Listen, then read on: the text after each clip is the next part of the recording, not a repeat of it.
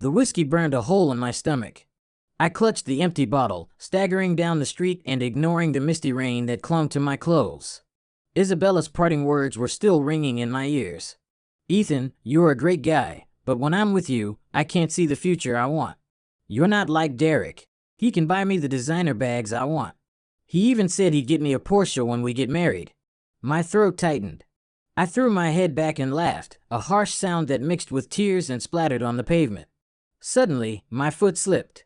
I pitched forward, bracing for the impact of the concrete, but instead I collided with a warm, soft embrace. Sir, are you okay?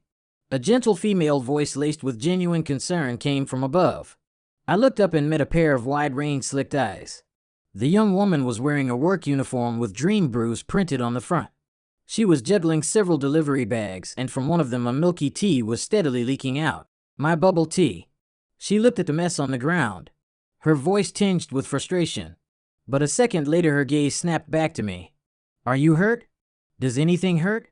I stared at her bangs, plastered to her forehead with either rain or sweat, and was struck by the sheer absurdity of the moment. Here I was, the dumped loser, the useless drunk who just ruined someone's delivery.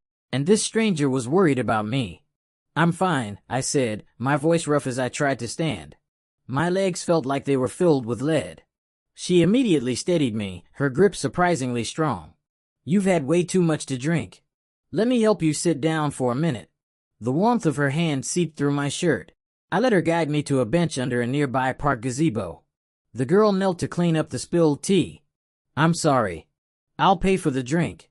She looked up at me and smiled, her eyes curving into crescents. Don't worry about it as long as you're okay. But you should probably slow down on the drinking. It's not good for you. She pulled a pack of tissues from her pocket and handed it to me. Here, dry yourself off. Your shirt is soaked. The tissues had a faint scent of jasmine. My fingers trembled slightly as I took them. It had been so long since anyone had shown me this kind of simple kindness. Not since I'd moved to Chicago by myself. In that instant, that small pack of tissues had shattered every wall I had built around myself. You're out delivering on a rainy night like this? I asked just to fill the silence. She tied a knot in the dripping plastic bag, her voice cheerful. My coworker had an emergency, so I picked up a few of her shifts. It's actually kind of fun. You get to see so many different parts of the city. A real laugh escaped me. The first genuine one since Bella had left. You got a great attitude. Well, you can be happy for a day or you could be sad for a day, right? She sat down next to me carrying the sweet scent of tea and sugar. My name's Chloe, by the way. Chloe Davis. And you are Ethan Miller. Ethan Miller, she repeated, tilting her head. That's a really nice name. It sounds like someone from a book. My heart skipped a beat. No one had ever said that about my name before. To everyone else, it was just a name. Why were you drinking so much? She leaned a little closer. Is something wrong? It was as if I found the one person I could finally talk to. A bitter smile touched my lips. I got dumped. My girlfriend of 2 years left me for someone else. Oh. Her eyes instantly filled with sympathy. You must be heartbroken. But it's okay. It's her loss. You're going to find someone so much better. She said it with such certainty, as if it were an undeniable fact. We were complete strangers. Yet, this unconditional support, this clumsy but sincere comfort made my eyes burn. I turned away, looking out at the rain-slicked street. Thank you. Of course. Hey, where do you live? I can help you get home. It's not safe for you to be alone like this. I was about to refuse when a wave of dizziness hit me. I pressed my hand to my forehead with a weary smile. Okay, that would be a big help. On the way, she chatted about the bubble tea shop, about a new coffee bean they got that had a nutty flavor, and about a little kid who came in earlier who could name all the dinosaurs. Listening to her bright voice, I suddenly decided the rain wasn't so bad after all. When we reached my apartment building, she helped me to the main entrance. Can you get upstairs on your own? I nodded. She pulled a crumpled sticky note from her pocket and scribbled down a string of numbers. This is my number. If you're ever feeling down again or if you just want some bubble tea, you can call me. I clutched the note and watched her turn and run back into the rain, her small figure quickly disappearing into the downpour. The next evening, after a long day at work, I found myself opening Google Maps and searching for Dream Brews. I stared at the directions on the screen for a long time, my finger hovering over the display. Finally, I closed my phone, telling myself it was just on my way home. But as I stood in front of the shop, I had to admit the truth. I wanted to see her. A small bell on the glass door chimed as I entered. Chloe was behind the counter prepping a batch of boba pearls. She looked up at the sound and her face instantly lit up. "Ethan, a jasmine green tea, please." As I spoke, my eyes scanned a work schedule taped next to the register. Her name was next to a long list of night shifts. "You got it." She moved with practiced efficiency, then suddenly lowered her voice. "Actually, you should try the secret menu version." She turned and grabbed a small glass jar. "I'll make this caramel sauce myself. It's amazing in this." As she spoke, drizzling the caramel into the cup, I noticed a faded red string bracelet on her wrist. A tiny bell at the end of it chimed softly with her movements. Watching her concentrate on making the drink, I asked casually, "The bracelet?" She looked down and smiled, the tips of her ears turning pink. "The director of the group home I grew up in gave it to me. She said it would bring me good luck." Over the whir of the blender, I realized this girl was far more resilient than I had imagined. Bella, the woman I had dated, would pout to get new handbags and complain when I had to work late. She would never have spoken about hardship with such nonchalant grace. Ding. The door opened again and two girls in the same uniform walked in. "Well, look at Chloe, hitting on the customers again." One of them, a blonde, said with a sneer. Chloe's hand paused for a second, but the smile didn't leave her face. "Hey, Tiffany." "Hi, Jenna. Don't act all friendly." Tiffany snapped, throwing her purse on the counter. "The cost of the ingredients you spilled yesterday is coming out of your paycheck. So clumsy. And then you act like you're the victim. There's no need to be so hostile between coworkers." I shot to my feet, the chair scraping loudly against the floor. "How much was it?" "I'll pay for it." Tiffany stared at me, looking at me up and down. "Who are you? A client of your boss?" I pulled out my phone, pretending to scroll through my contacts. "In fact, I think I'll give him a call. I'm curious why work that should be done by 3 people is being dumped on 1 person. Were you 2 slacking just now? And what's with the schedule? Why is Chloe the only one working so many night shifts?" I didn't have her boss's number, but my tone was laced with enough authority. The color drained from Tiffany's face. She grabbed her friend and they scurried to the back to start working. Chloe stood frozen, her eyes red. "You didn't have to do that. Why don't you stand up for yourself?" I frowned. "Are they always like this with you?" She looked down, picking at a spot of syrup on her apron. "At the group home, the director always said not to start fights." And her voice got even quieter. "I'm slow. I can't think of things to say back to them." Her words felt like a punch to the gut. "Don't be afraid anymore." I heard myself say, "I'm here." Chloe's head snapped up, her eyes shining with a brilliant light. When I left the shop that day, I naturally asked for her number, which she gave me with a shy smile. Later, a text from her popped up on my phone. "Thank you for today." Staring at the screen for the first time since the breakup, I smiled. The next night, I was working late until 10 o'clock when my phone buzzed. It was a voice message from Chloe, the sound of traffic loud in the background. "Hey, I just got off work and was passing by your office building. I left a bubble tea for you at the front desk. Don't forget to drink it." I rushed downstairs. On the front desk sat a pink cup with a crooked smiley face drawn on it. A sticky note was attached. "Hang in there. Drink this and all your troubles will disappear." Holding the warm cup in my hands, a comforting heat spread through my chest and all the exhaustion from the day seemed to melt away. That weekend, I used the excuse of trying a new flavor to ask her out to dinner. She showed up in a simple white sundress, her hair tied back in a low ponytail. She was nervously twisting the hem of her dress. "I'm not very good at ordering." "Then I'll do it," I said, pushing the menu aside. "What are you in a mood for?" "Anything." She bit her lip, thinking for a moment. "Actually, I'd love some barbecue ribs." Then she quickly added, "But they're too expensive." "I'm fine with a salad." I smiled and ordered 2 full racks of ribs. "They're the house specialty. You'd regret not trying them." The way her eyes lit up when the food came was more satisfying than closing $1 million deal. On the way home, she suddenly stopped. "Ethan, why are you so good to me?" Her voice was quiet, but it hit me like a sledgehammer. The night wind swept a strand of hair across her face.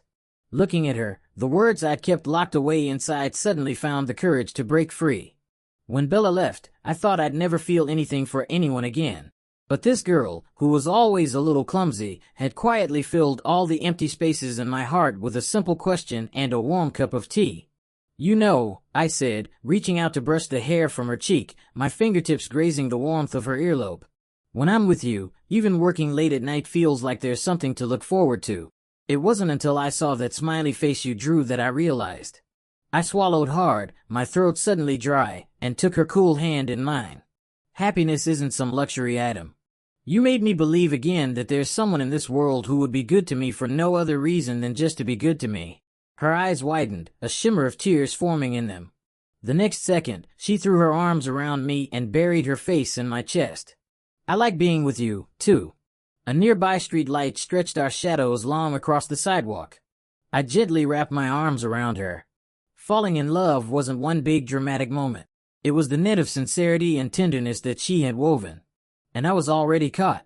After that, we were like any other couple in love, sharing every little detail of our lives. Our apartments weren't far from each other, maybe a couple of miles apart. She would bring me homemade snacks when I worked late, and on nights I didn't, I would pick her up from the shop.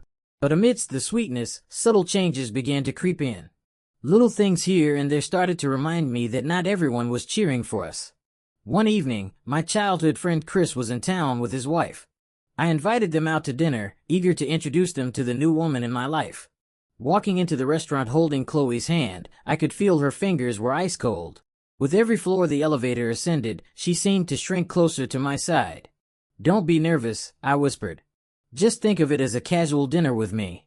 She managed a weak smile, but squeezed my hand even tighter. The moment I pushed open the door to our private room, two pairs of eyes locked onto us.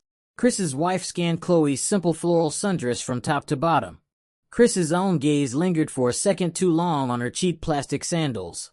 Chloe froze, and I felt the muscles in her arm tense up. "This is my girlfriend, Chloe," I said, my voice intentionally loud as I led her to an empty seat. As she moved the chair, its metal legs scraped horribly against the floor. I could have sworn I heard a snicker from the waiter outside the door. "Eat up," I said, placing a shrimp on her plate during the meal. I noticed her hand holding her fork was trembling. The accident happened when the waiter was serving a new dish. Chloe, trying to move out of the way, knocked over her water glass with her elbow. The water spilled across the white tablecloth and the glass shattered on the floor.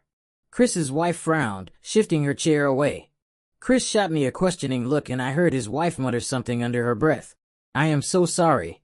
Chloe fumbled for a napkin and in her panic, her elbow sent her bread plate clattering to the floor as well. Staring at the mess, she looked completely lost. "I didn't mean to." "It's okay," I said, forcing a tight smile as I called the waiter over to clean up. Out of the corner of my eye, I saw Chris and his wife exchange a look. They didn't say a word, but I could feel their silent ridicule. Chloe kept her head down for the rest of the meal, poking at her food. Whenever she did look up, her eyes were filled with a deep, painful apology. After they left, Chloe stopped walking. "Ethan, did I embarrass you?" I pulled her into my arms, resting my chin on the top of her head. "Don't be ridiculous. What do they know about what really matters?"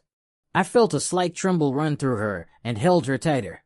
"In my eyes, you are more precious than all of them combined." She looked up, tears welling in her eyes. "But I mess everything up. I'm so clumsy." I gently wiped a tear from the corner of her eye. "Who says you have to be perfect? Don't worry about what other people think. All that matters is that we're happy together." A smile broke through her tears and she wrapped her arms around my waist. "Okay, I'll try my best not to hold you back." I didn't realize then just how much that resolve would be tested. As we spent more time together, I started noticing small but undeniable differences. When I tried to show her how to order movie tickets on her phone, she got the payment process wrong 3 times in a row. When I wanted to teach her some simple baking, she could never remember the steps to operate the oven. Even when we watched movies together, she often couldn't keep up with the plot, and I'd have to explain it to her repeatedly. At the office, my coworkers' casual questions started to pile up. "Your girlfriend seems a little slow, doesn't she? Does she have trouble keeping up with conversations?" The words were like tiny needles pricking at me when I least expected it. Bella somehow found out and sent me a mocking text. "Ethan, your taste has really taken a nosedive. Dating a simpleton now. I guess a loser like you can only end up with someone like her. Haha.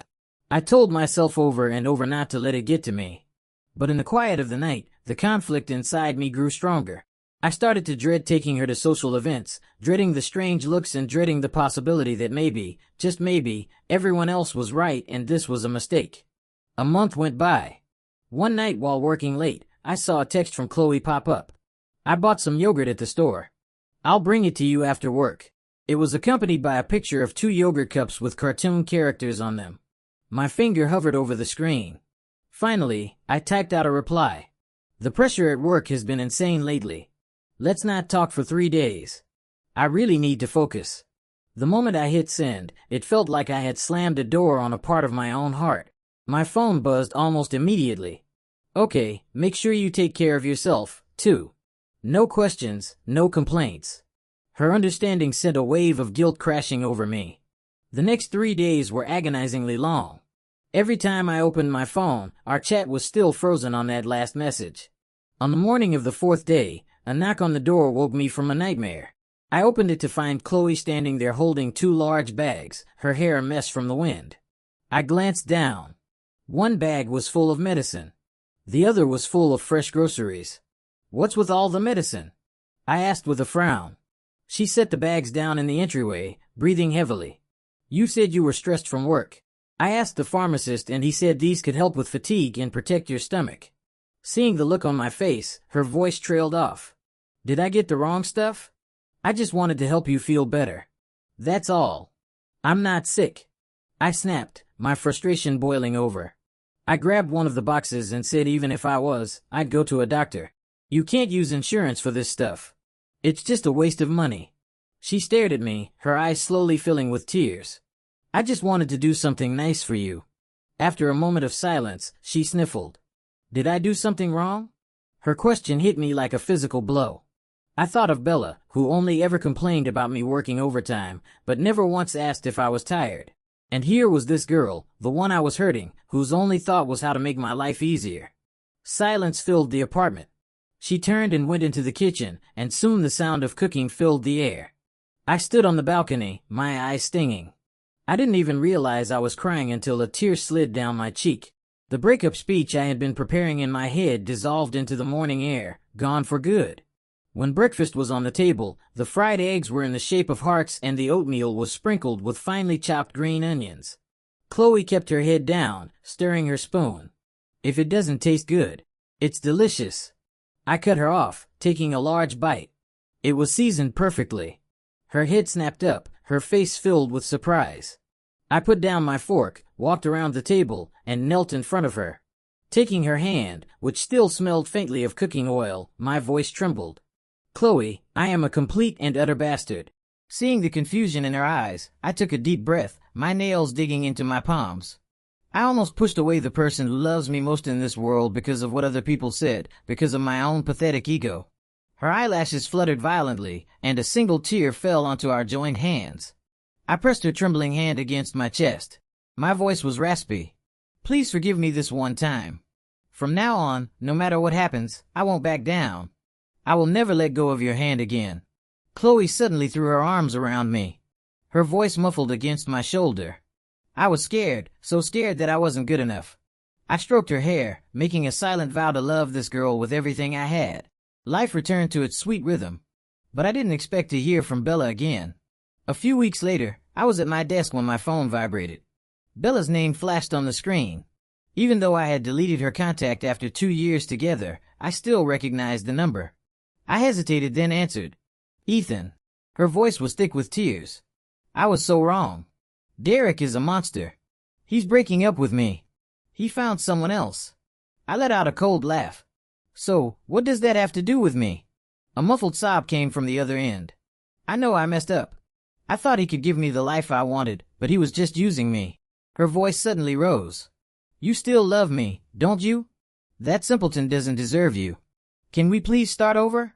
Shut up. Bella went silent. Fury rose in my chest. Isabella, do you think everyone just waits around for you? Chloe is 1,000 times better than you. She isn't obsessed with money and she doesn't treat love like a game. How dare you even compare yourself to her? You're not worthy. I slammed the phone down. The office was dead silent. I could feel my coworkers' eyes on me, but I ignored them. Leaning against the window, my phone buzzed again. This time, it was a text from Chloe. I made lemon bars. I'll bring some over tonight for you to try. Attached was a picture of perfectly cut squares. My fingers flew across the screen, my mood instantly shifting from rage to joy. Perfect. I was just craving something sweet. It started raining on my way home from work. When I opened my apartment door, Chloe was in the entryway taking off her shoes. She looked up and smiled. You're home. The rain started out of nowhere. I didn't even have an umbrella. But the lemon bars are safe. She held up a container like a trophy. My heart ached. Go change before you catch a cold. And next time it's raining, just stay home. It's not safe. I reached for the container and noticed a tear in the hem of her skirt. Underneath, a trickle of blood was visible. What happened to your leg? I lifted the fabric. Her knee was badly scraped and still bleeding. She quickly tried to pull away. I just fell. It's nothing. Thud. Chloe's phone slipped from her hand and hit the floor. Just then, a notification popped up on the screen. I instantly recognized the profile picture. Isabella. My face hardened. I tapped the voice message, and Bella's shrill voice filled the entryway. You should get out of his life while you still have some dignity. He'll get tired of how stupid you are eventually. I clenched my fist around the phone, the screen groaning under the pressure. Chloe stared at the floor, tracing the pattern on her skirt with her finger. She said, you two talked for a long time today. She said you'd go back to her eventually. I got flustered and I missed a step on the stairs. I kicked the small bench in the entryway, the loud bang making her flinch. I was on the phone with her for less than a minute. Don't listen to that psycho. I yanked at the collar of my shirt, my chest heaving. Who the hell does she think she is? I cut myself off. Chloe was biting her lower lip, tears clinging to her lashes as she took a half step back like a frightened deer. I'm sorry. I took a deep breath, trying to force down the rage boiling in my throat. I'm not mad at you. Looking into her bloodshot eyes, my voice cracked. I'm mad at myself for not protecting you. I'm mad that she would dare to hurt you with such cheap tricks. She suddenly collapsed into my arms. I know, she mumbled, her warm breath seeping through my shirt.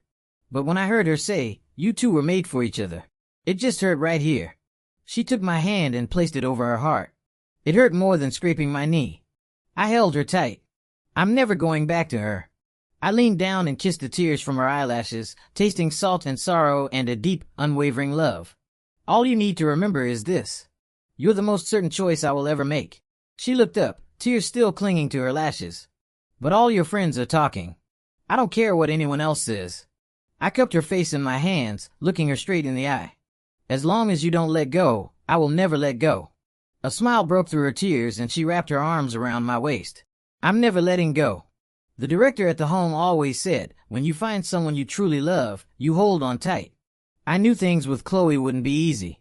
Even if I could ignore everyone else, my mother was a different story. That night, she called. The second I answered, an ear-splitting yell erupted from the phone. Ethan Miller, what on earth are you thinking? The whole neighborhood is talking, saying you're dating some kind of slow-witted girl. My mother's voice was thick, like she'd been crying. Isabella was such a wonderful girl, so pretty and capable. Why would you throw that away for her? Of course, that witch, after failing with me, had gone running to my mother. Mom, I gripped the phone, my knuckles turning white. Can you please stop listening to gossip? Gossip? She shrieked. I heard something shatter in the background. Chris's son told me everything a while back. And Isabella called me today. She said, the girl is a complete simpleton. Mom, what are you talking about? My temples throbbed. She's not perfect, but she's the most genuine person I've ever met. Can you eat genuine? My mother sneered. How is she going to help you? Can she give you career advice? Can she handle herself at social events? It looks to me like she can barely take care of herself. Her voice broke. Your father died young. I worked my fingers to the bone to raise you. Not so I could watch you tie yourself to a burden. Enough. So you prefer someone like Bella who cheated on me with the first rich guy who came along. In your eyes, are people just divided into useful and useless? She's the one who stays up until midnight to bring me food when I'm working late. She's the one who stays up all night changing cold compresses when I have a fever. Do you not see any of that? There was dead silence on the other end. Finally, my mother's voice returned, cold as ice. Fine, you're a grown man, but as long as you are with her, don't you dare call me your mother. Click. The line went dead. I stood there frozen, the phone slipping from my fingers. Chloe came up behind me at some point. Her warm hand gently covered mine. Ethan, she whispered, her voice trembling. Your mom. She doesn't approve. I turned and pulled her into a fierce hug. Don't listen to her. I buried my face in her hair. Even if the whole world is against us, you're the only one I want. Chloe suddenly stood on her toes and gave me a soft kiss. We'll work on it together, okay? Her eyes were shining. I'll prove to your mom that I can take care of you and I can take care of our home. I kissed her back. As long as she was by my side, I had the courage to face anything. A few days later, I was assigned a new project. I was on the third revision of the proposal, rubbing the ache in my neck when Chloe called. Ethan, she asked tentatively. Has your mom said anything else? Don't worry about it, I said, trying to sound cheerful. But I just got word I have to fly out to Seattle tomorrow for a week-long business trip. Okay, I'll go pack your bag right now. Oh, and don't forget to take your vitamins. I couldn't help but smile at her gentle nagging. The next day when my plane landed, my phone was full of messages from her, updates on a new drink at the shop, a picture of stray cats' new kittens. I scrolled through the mundane, happy little details of her day, and shook my head with a smile. The rest of my life was going to be a long time, and I would spend all of it protecting this sweet girl's smile. The trip went better than expected. I finished a week's worth of work in 5 days. Eager to surprise Chloe, I dragged my suitcase through the front door of my apartment and was hit with the familiar smell of pot roast. Huh? That smells exactly like Mom's cooking. A knot of dread formed in my stomach. She hadn't come all the way here to give Chloe a hard time, had she? To my utter shock, I heard happy chatter coming from the kitchen. Chloe was there wearing an apron and ladling soup into a bowl while my mom stood next to her directing. A little less salt. Ethan likes it mild. Mom, what are you doing here? I was so stunned that I dropped my suitcase with a loud thud, startling them both. You're not supposed to be back for another week, they said in unison. I scratched my head. Things wrapped up early. Can someone please tell me what's going on? Chloe paused. Your mom is teaching me how to make your favorite dishes. I was practicing so I could surprise you when you got back. My confused gaze shifted to my mother. A few days ago, you were pretty against this. My mom's ears turned red. Ask your girlfriend, she mumbled. The day you left for your trip, your mom showed up here, Chloe began. You were already on the plane and she couldn't reach you, so she called me. Let me tell it. My mother interrupted, her voice firm. I came here to convince you two to break up. I called Chloe and told her she was going to ruin your life, that she needed to leave immediately. A look of regret washed over her face. I was so worked up I wasn't watching where I was going, and I tripped and fell. My heart seized. I had missed something important. My mother continued. Everything started spinning, and the next thing I knew, everything went black. Chloe's voice trembled as she recalled the memory. I heard a thud over the phone, and when I called out for her, all I heard was groaning. What happened? Then I asked, my own voice shaking. I freaked out, Chloe said. I called 911 and then I grabbed a ride to get to her. The paramedics said they'd be there in 15 minutes, but I couldn't wait. I carried her on my back and ran to the main road. Her voice broke. The doctor at the hospital said if we'd been 20 minutes later. The kitchen fan hummed softly. My mother turned away, dabbing at her eyes. This girl stayed by my side in the ICU for a day and a night straight. The nurses thought she was my actual daughter. She turned back, tears streaming down her face. I said such horrible things to her and this girl still took care of me. Chloe rushed to hand my mother a tissue, then turned to me, her eyes full of a strength that broke my heart. I didn't tell you because I didn't want to distract you from your work. I can handle things at home. She pulled a small, worn notebook from her apron pocket. It was filled with notes on medication times and dietary restrictions. My voice was hoarse. How are you out of the hospital so soon? Your mother is recovering well. Chloe answered for her. The doctor said once she was past the critical period, she'd be fine. I yanked Chloe into my arms, tears soaking into her hair. This girl, who I was always trying to protect, had shouldered the entire storm in the simplest, most profound way. She might not know how to use complex software or remember long addresses. But in a life or death moment, she was the calmest person in the world, melting the walls around my mother's heart with nothing but pure sincerity. You're not to carry things alone ever again. I whispered into her ear, feeling her shoulders shake with relieved sobs. My mother spoke softly from beside us. Chloe should move in tomorrow. Staring death in the face makes you see things clearly. I'll never stand in your way again. Chloe's head shot up, her eyes filled with disbelief and joy. A massive weight lifted from my own shoulders. Chloe and I got our marriage license soon after and had the wedding 6 months later. As the wedding march filled the hall, I held Chloe's hand tightly in mine. It was clammy with sweat. Her dress was adorned with tiny pearls like she was wearing the Milky Way. Her eyes reflected only me. I heard my mother sniffling and glanced over to see her dabbing her eyes with a handkerchief, a proud, happy smile on her face. "You look beautiful today," I whispered to Chloe. She looked up at me, her eyes shining. "Ethan, I feel like I'm dreaming." Her voice trembled. Back at the group home, I never ever imagined I could have a day like this. The officiant's voice boomed. "Do you, Ethan, take Chloe to be your wife? To have and to hold, in sickness and in health, for richer or for poorer, to love and to cherish until death do you part." "I do," I said, my eyes locked on hers, my voice steady and sure. In that moment, all the past doubts, arguments, and hardships vanished.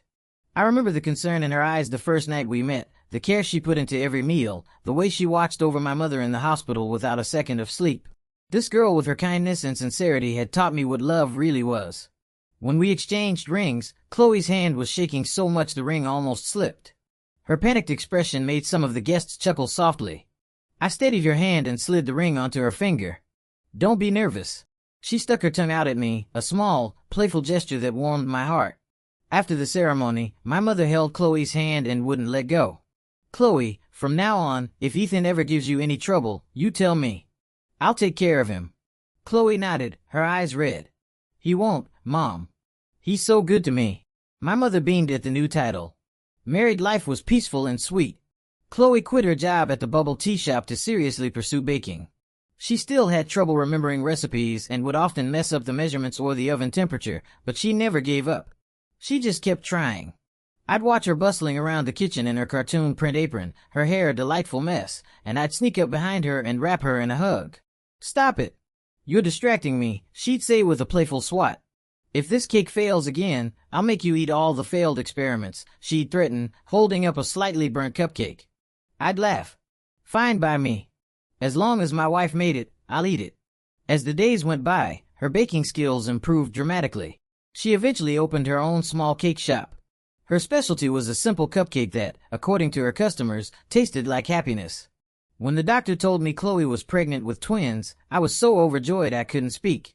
I canceled all non-essential meetings and spent my evenings making her all kinds of nutritious meals.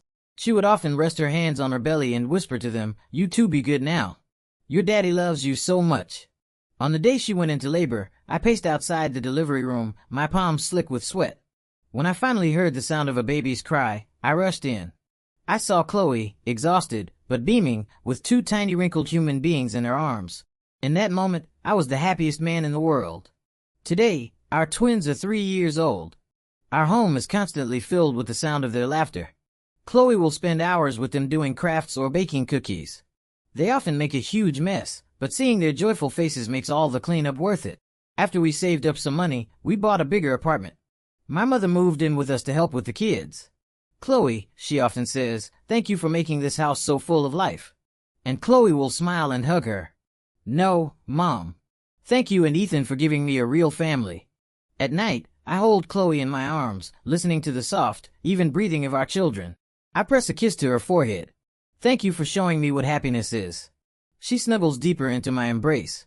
"No, Ethan," she whispers. "Thank you for making sure I was never an orphan again." In that moment, everything was perfect. I knew this was the life I had always wanted. Ordinary yet warm, simple yet overflowing with joy.